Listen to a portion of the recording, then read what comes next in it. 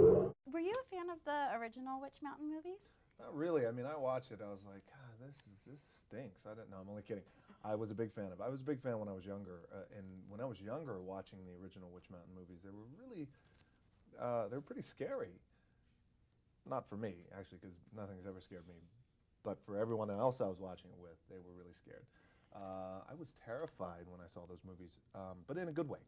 Not like when I was watched The Exorcist when I was 8 years old and I had no business watching that. Terrified me. I'm still seeing a therapist for that.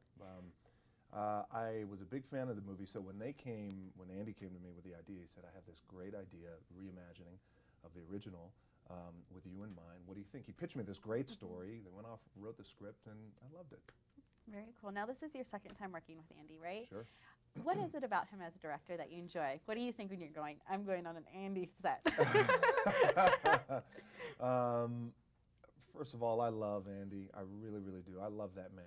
He's not only is he a great, committed, astute director, but he's a guy who loves movies. I mean, really, really loves movies. And pretty much all directors love movies, but the difference is not all directors are happy people. Andy is the happiest director I've ever met, and one of the happiest men I've ever met. And by the way, he should be happy, and yeah, everybody should be happy. You know, he lives a great life. He loves what he does, and he loves, you know, what serves him best is impacting the world. This is how he can impact the world, is just by making big, fun movies. And you see that, you know, art always reflects the artist. And with Andy and his movies, from The Game Plan, She's the Man, Reefer Madness, Race to Witch Mountain, and the other things we're developing, you know, there's a great sensibility of heart and fun in all of his movies. I love the guy. He's a great guy. We had and a we lot look of like fun. twins. Absolutely. He and I look like twins, yeah. It's like looking in the mirror when I look at him. I can see that.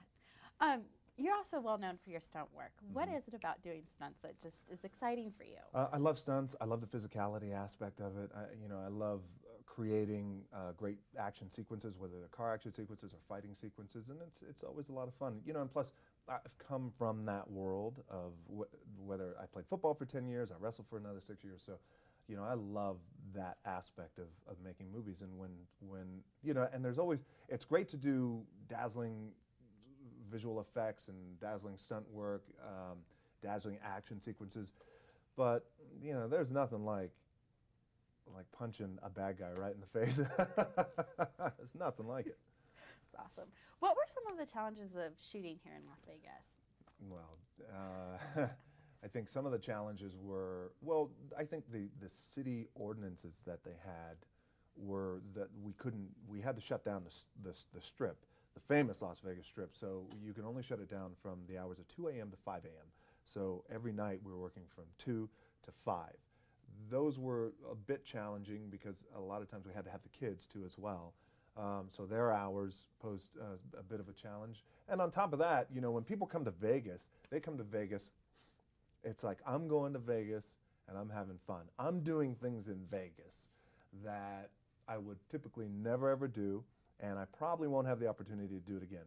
So by the time they know we're shooting a movie, and they're like outside and we're outside and they're on the strip, I mean, the people were going nuts, crazy. The women were coming like barging in on the set. It was really, really funny.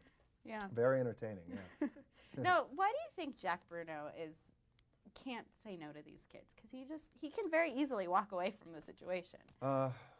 Well, I think that's the quality of the type of man that he is, you know, of a guy, but at the same time, he's such an unlikely hero. He's not the guy who you think would save the world. He can't say no because I think he's got a heart, and not only that, but I think he recognizes that he has just this great opportunity to do something special and unique and to touch greatness. And for a guy like that who has struggled to stay on the right path, lives paycheck to paycheck, has no money, has no friends, has no nothing, and then you're given this one opportunity. The world is presenting this opportunity to do something special. What are you going to do with it? And he embraces that. He goes to save the world, and I love that. And plus, it's me saving the world, and I love it.